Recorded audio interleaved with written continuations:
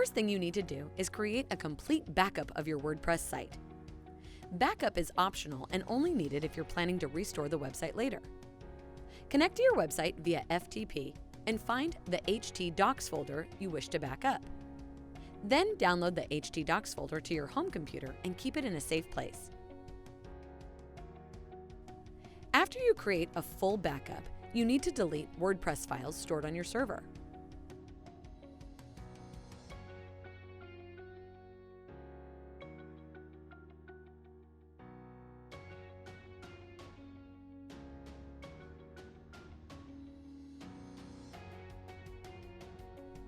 Now that you have deleted your website, it's time to block search engines from crawling your website. You can use robots.txt file to tell search engines that you don't want pages to be crawled. First, you will need to create a new robots.txt file. After creating the file, you need to edit it and add the following lines. These two lines disallow all user agents from accessing all URLs under your domain name. Now you need to remove content from search engines. The easiest way to do this is by using the htaccess file.